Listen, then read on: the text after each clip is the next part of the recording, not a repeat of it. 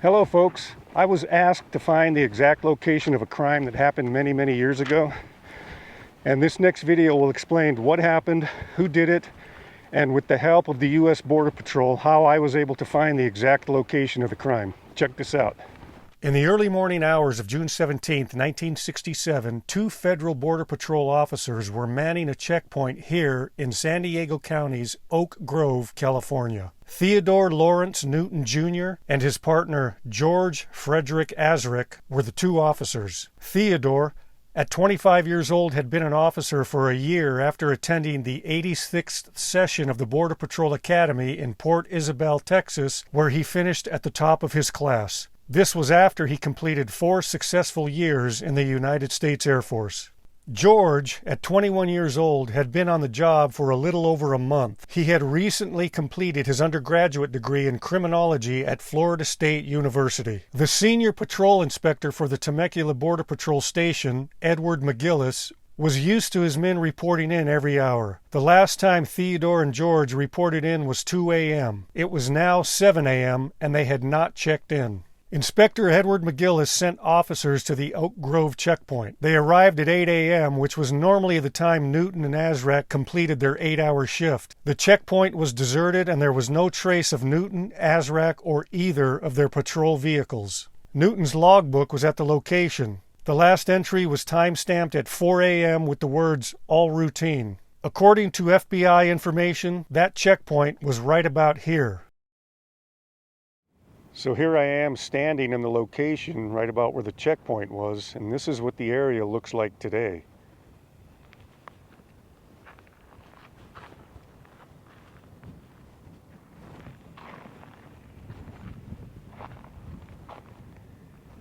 Soon, a massive search was underway, aided by the FBI and dozens of federal, state, and local agencies. Shortly after the search began, one of the missing vehicles was found about 1 mile northwest of the checkpoint. It was a Border Patrol Jeep. The keys were missing, but there was no sign of foul play. That area was right here. The Jeep was approximately 100 yards east of Highway 79. So this is about where the Jeep was found. 100 yards out that way in this field. This is what the area looks like today.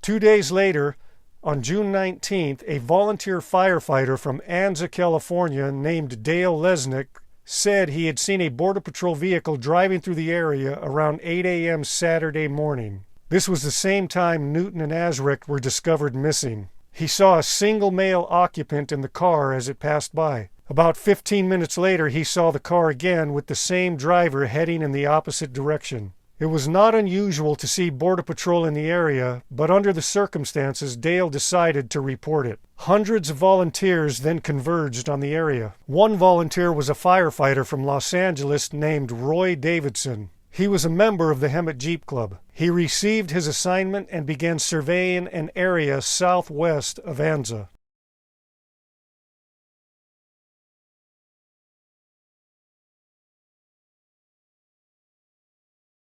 48 hours after the search began, at 8 a.m., Roy spotted something under the bushes that he had to check out. It was the missing Border Patrol car. It had been buried beneath shrubs in an effort to make it hidden from the air. However, it could still be seen from the ground level. He also noticed an old shack nearby that he wanted to check out, but he was instructed to head back to the Anza fire station if he discovered anything. He led the search team back to the area where he found the car. Investigators approached the very dilapidated cabin and looked inside. It was there that they found Theodore Newton and George Azrak lying on the filthy, trashy floor facing each other, with their arms stretched out through the legs of an old rusty stove and their wrists handcuffed to each other with their own handcuffs. Both men were deceased from execution-style gunshot wounds. This triggered a nationwide manhunt for the killers led by the FBI. The FBI surmised 2 clues from the murder site. Number 1, this had all the signs of big-time drug smugglers. Number 2, due to the extreme remoteness of the cabin, 1 or more of the killers had to have prior knowledge of this desolate location. By Tuesday, June 20th, 1967, the FBI was focusing on a possible suspect. His name was Victor Gerald Bono. He was a 26-year-old narcotics smuggler. 3 months earlier, he had jumped bail in Los Angeles after being caught with over 2,100 pounds of marijuana, and as a small boy, he personally herded cattle in the same place as the cabin on the Howard Bailey Ranch. The next big clue came on June 26 when a witness sitting at a bar overheard a man sitting next to him talking about a large amount of stolen narcotics. The man speaking was a known big player in the criminal underworld. When the man left, the witness nonchalantly followed him to his vehicle. The witness noted the make, model, color of his car and a portion of his license plate number. The witness gave this information to the FBI. The FBI spotted the car in Los Angeles, staked it out, and within a few hours, the FBI was questioning this man. He turned out to be associated with Victor Bono. This man said Bono and 3 others were responsible for the killing of the 2 Border Patrol officers. 11 days after the murders, on June 28th, the FBI raided Bono's home in Paris, California, where they found an arsenal of weapons. They also found large amounts of marijuana. Bono was not home, but his wife Eleanor was, and she was taken into custody. On June 30th, Bono was put on the FBI's 10 most wanted list along with Florencio Lopez Madiong. Madiong was one of the men named by the man who spoke in the bar. This man also named 30-year-old Harold Otto Montoya and his 33-year-old brother Alfred Arthur Montoya as accomplices in the crime. The FBI found out that the Montoya brothers crossed the border into Mexico on brand new, expensive motorcycles a few days after the murders. They went to a ranch near Hermosillo, Mexico. On July 7th, they were taken into custody by Sonora police and handed over to U.S. authorities. The 2 brothers admitted to being with Bono and Madiong the night of the murders. They claimed to have left the scene as soon as Bono and Madiong pulled their weapons on the 2 Border Patrol officers. They said they were totally unaware of the murders until days later when they read about them in the newspaper. The 2 brothers agreed to help the FBI track down Bono and Madiong. On July 16th, the FBI tracked the fugitives to an apartment at 1459 North Alvarado Street in Los Angeles. This is a photo of the building at that time, and on Google Earth, this is the location where that building once stood.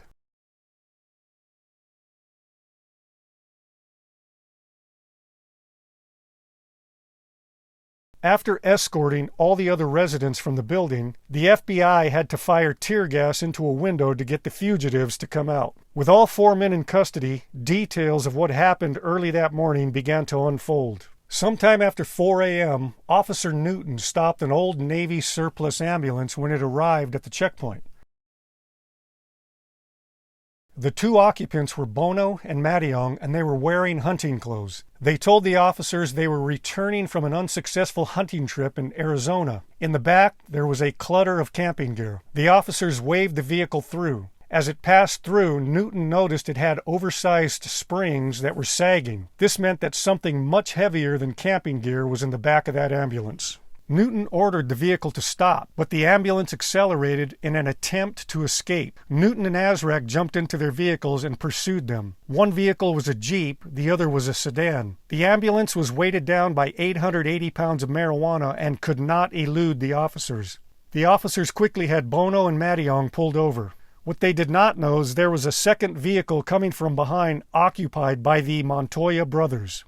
The brothers arrived in an old blue-green Ford pickup truck. They were able to surprise Newton and Azrak with guns and take Newton's and Azrak's weapons from them. They handcuffed them, then put them in the trunk of the Border Patrol sedan. Harold Montoya quickly left the area driving the ambulance. Alfred Montoya headed to the area of the crime along with Bono and Madiong. Witnesses in the area said they saw a Border Patrol sedan turning north onto Highway 71, which is now 371, from Highway 79 approximately 6:30 a.m.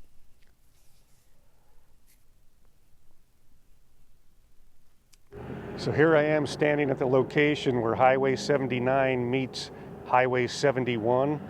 That's Highway 79 coming from that direction. Highway 71 went up in this direction. It's no longer called Highway 71, it's now called Highway 371. Witnesses also said they saw a Border Patrol sedan following an old pickup truck turning off of Highway 71 onto a road 11.1 miles from the 79 and 71 intersection. 11.1 miles from the intersection would place them right here at this road. So here I am standing 11.1 miles from the intersection of Highway 79 and what used to be 71. This is most likely the road right here called Cary Road, right at 11.1 miles from that intersection, where eyewitnesses said they saw a Border Patrol sedan following an old truck, and it made a right turn, most likely going down this road here called Cary Road. This is what the area looks like today.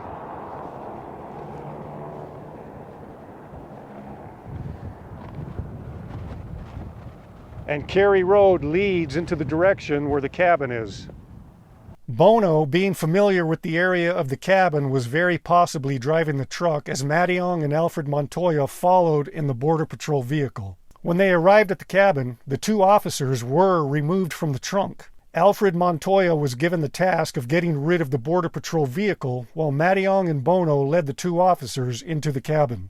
This was around the time Dale Lesniak saw the lone occupant in the Border Patrol vehicle drive by, and 15 minutes later drive by again in the opposite direction. Montoya eventually ended up near the cabin, where he parked the vehicle in a small ravine and covered it with broken off branches from surrounding manzanitas and other shrubbery. While he was out disposing of the vehicle, Mattiong and Bono handcuffed Newton and Azrak to the legs of the old stove. It is said that Mattiong used Theodore Newton's revolver to fire a single shot at Newton's head. Then he handed the weapon over to Bono, who fired a single shot into George Azrak's chest. When Azrak began pleading with God to spare his life, Bono fired 2 more shots at Azrak's head.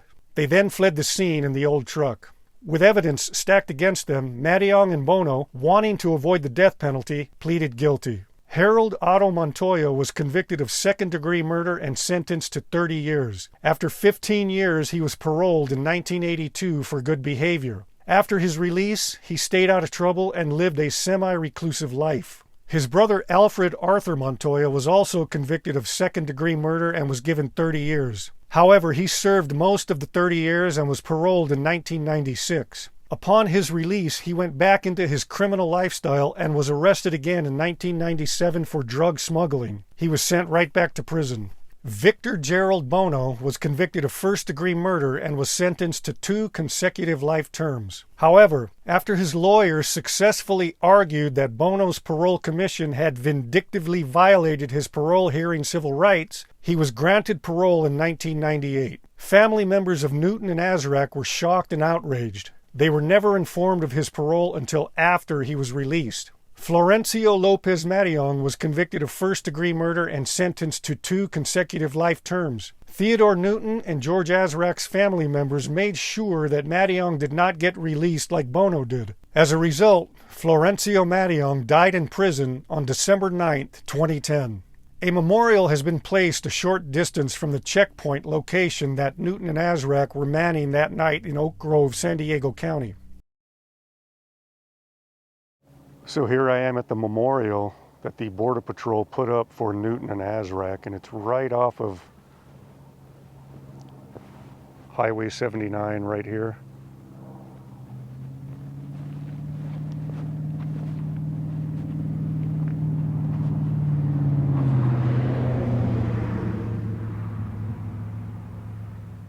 On this plaque is a brief synopsis of what happened to the 2 officers.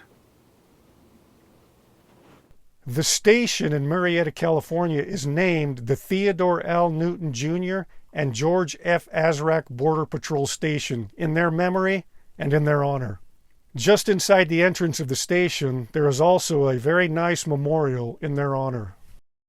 There is also a memorial placed on a large boulder near the site of the crime. It says, "End of watch, June 17, 1967.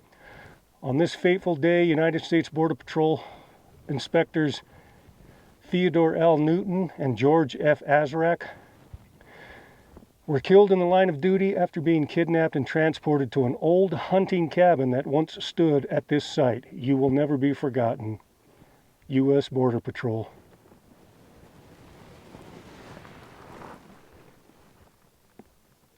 Coffee mug.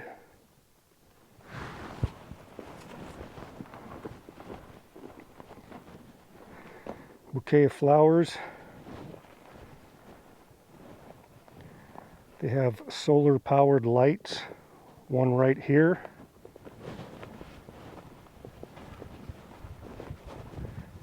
And another one right here to mark the location of the memorial. Now the memorial is not on the exact site as a cabin. Like I said, the cabin is right down over there. But it's very, very close to where the cabin once stood. The Border Patrol would like to put a memorial on the exact location where the crime occurred, but the cabin has been gone for decades. A friend of mine who works for the Border Patrol and watches my YouTube channel asked me if I could find the exact location of the cabin. He said, "I have seen your work and I know you can do it." I said, "I can't guarantee you I can find it, but I can guarantee you I'll give it my best effort." I began researching online and was limited in information. My friend then invited me to the station to look through some of the FBI folders they have on the case. With the information in these folders and the fact that the Border Patrol knows the general location of the cabin, this made it 1,000 times easier for me to locate the exact spot. So this sketch was made by the FBI, and what they show here is you have these 4 boulders, and just south of these 4 boulders, approximately 450 yards, you have where the cabin once stood. They have exact measurements on here. For example, from these boulders to these 2 boulders is 154 feet.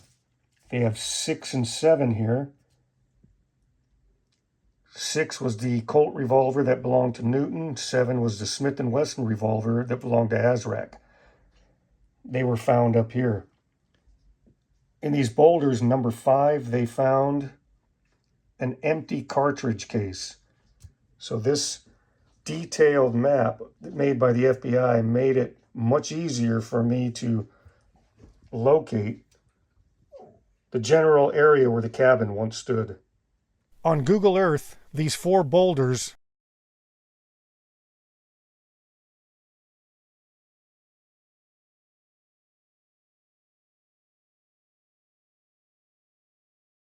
are right here. 450 yards south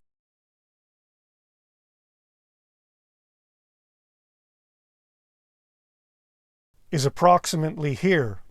However, there is no trace of a cabin or anything that resembles a cabin here on Google Earth. So, I used historic aerials. They have aerial photos categorized by years. The closest I could get to 1967 was 1961.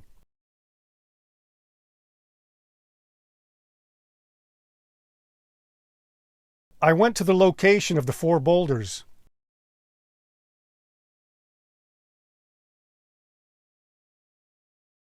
As I looked approximately 450 yards south of the 4 boulders,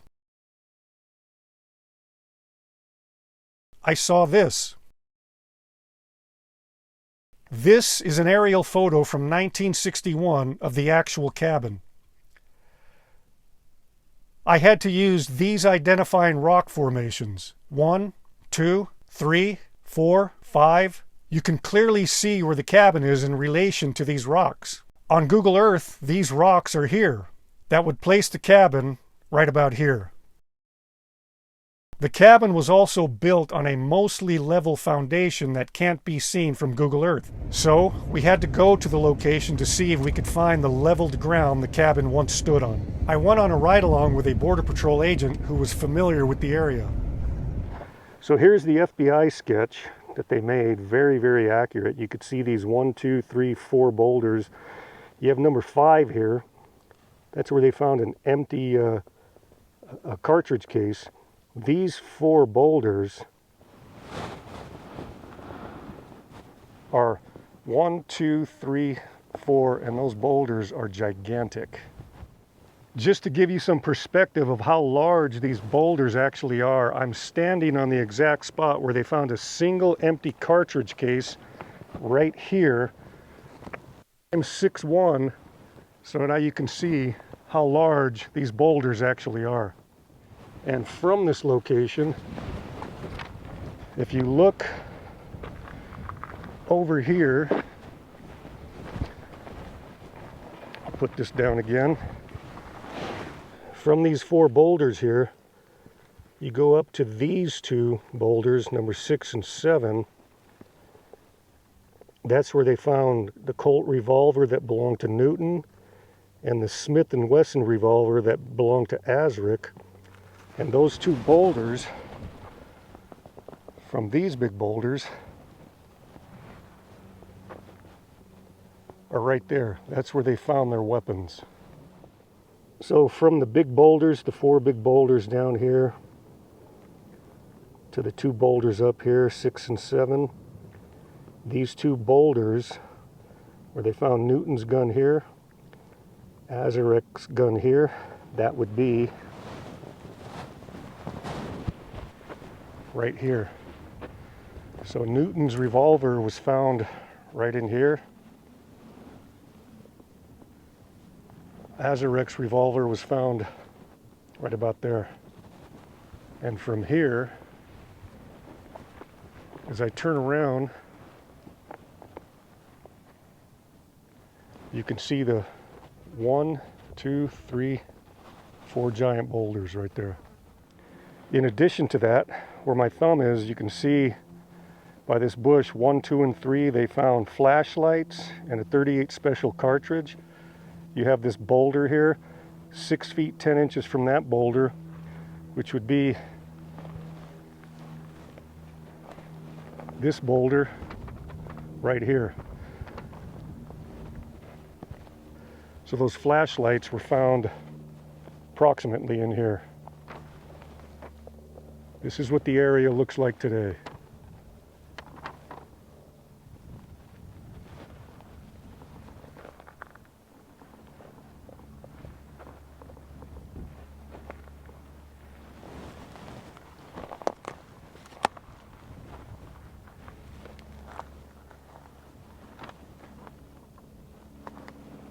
The Border Patrol sedan was also left near the cabin.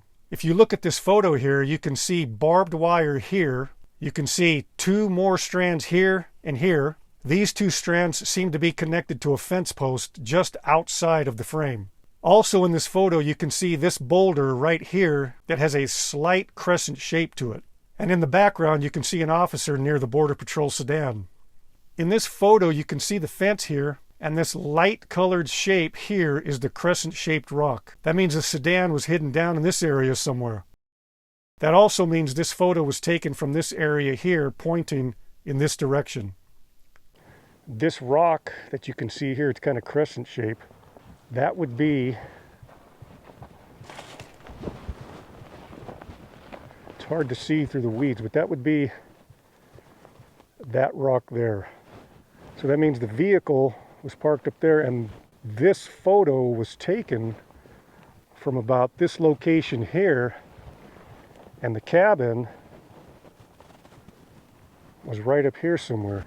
So in this photo you could see the vehicle here, but we used this rock as an identifier right here.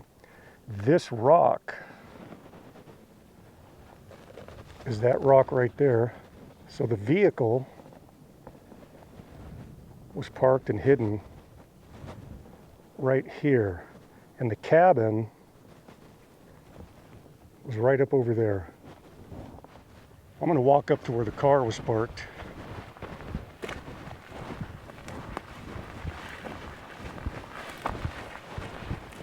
The car was not parked at an angle, it was just driven straight in here.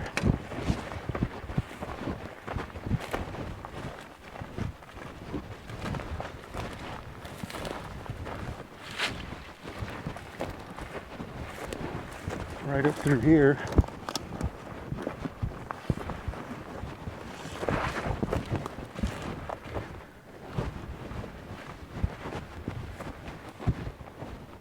And parked right here at the end of this little gully here. Can't go any further because there's a rock there and it starts to go up, but the car was parked right here. And once again, that's the rock that identified the location. So they drove it straight in and stopped it here and then tried to hide it. Now from the 1961 photo, you can see the fence going around out in front of the cabin. The front of the fence here appears to have a gate, because while we were looking around, we found an old burnt post with a gate hinge on it and a second gate hinge laying in the dirt nearby. And the cabin was right up here somewhere. Now what I found interesting is right over here,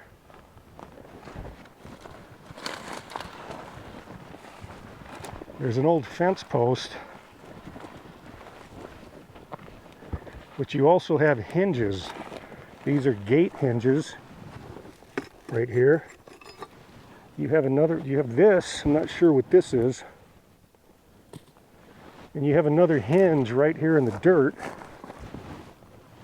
with nails in it. And then just past this, you have the fencing or barbed wire and some fencing. And if you look close at this photo, you can see the barbed wire and this fencing right here, which is actually this barbed wire and this fencing that you see here. That means the cabin was right up here. Let's go check it out.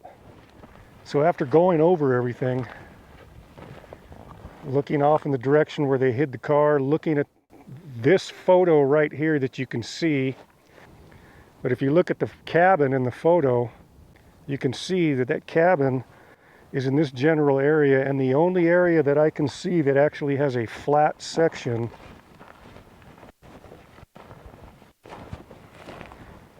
is right here. This would have been when you're facing it, would be the right side of the cabin, the left side over there. And in this photo, you can see a man standing there. I think that man was standing approximately right here. I think the cabin went this way. Also, if you look at where the man is standing, you can see kind of in front of him and slightly off to his left, there's a slight embankment going down. From here, I think that embankment is right in here because it fits along with this flat section, and the way the barbed wire is laid out everywhere through here, I really believe the cabin was here. 15 feet goes to about right here because it was 15 feet wide. It was 8 feet deep. And right in the middle is where they found Newton and Azrak, which would have placed them right here in this exact spot. I think Newton was over here, feet that way. Azrak over here, feet that way. They were handcuffed in the middle, and they were deceased. I feel confident this is the spot.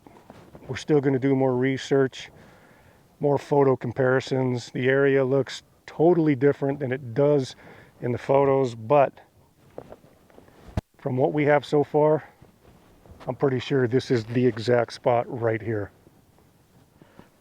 So from this location, I want to do another photo comparison, and I'm going to get down here. Well, what I want you to notice is you have this fence that it comes wrapping around, and it goes in that direction outside of the frame, and that's the direction where the gate is. The gate had the where we found the burnt post with the hinge in it, and that location is right there. That's the burnt post with the hinge in it. So this photo is taken from approximately this angle, looking up this way at a fence that came from somewhere in here and around and down over to the fence or to the gate right in here. There's a couple other things in this photo. If you look right here, you can see these weeds, that is actually flat ground all through here. This is flat ground. That flat ground runs into this shadow, which is an incline, and that incline goes up to the location where the cabin once stood. Now, this flat ground here is this flat ground here, and there's the incline that you can see going up to where the cabin once stood. The shrubbery is very different today. There have been many fires that have come through here since then. This tree right next to me is burnt. Looks like an old oak tree, a live oak that's now dead. But this is the location of the flat area to the rise going up to where the cabin once stood. And one other thing you can see from here, you can see this man standing there, and if you look to his left, you can see that slight decline through here. From here, that decline is right in here. So from this perspective, I'm going to walk across the flat part in through where the gate used to be. Going to go up the little incline here, which is fairly steep, and the flat area where the cabin once stood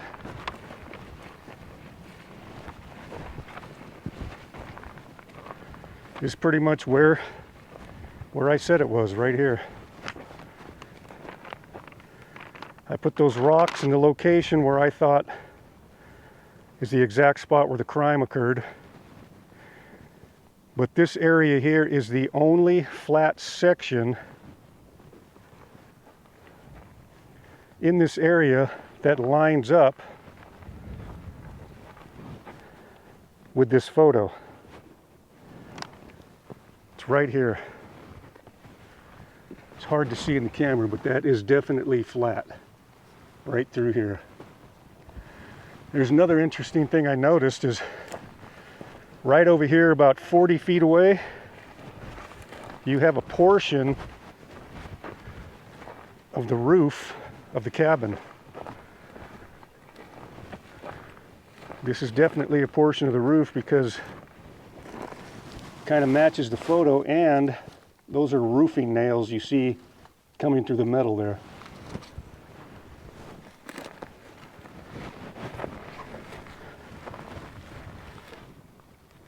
So, the cabin stood right there in that flat area.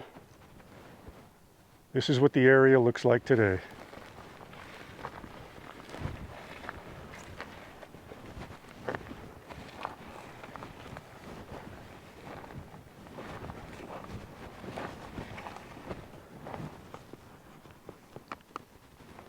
From Google Earth, these are the locations starting with the checkpoint here. Over here is the memorial to the two officers.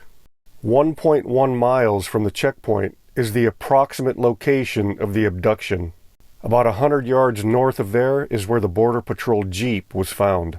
5.5 miles west to the intersection of Highway 79 and 371 is where the Border Patrol Sedan was spotted about 6:30 that morning. 11.1 miles from the intersection is where the Sedan was seen following an old truck. The four boulders are here.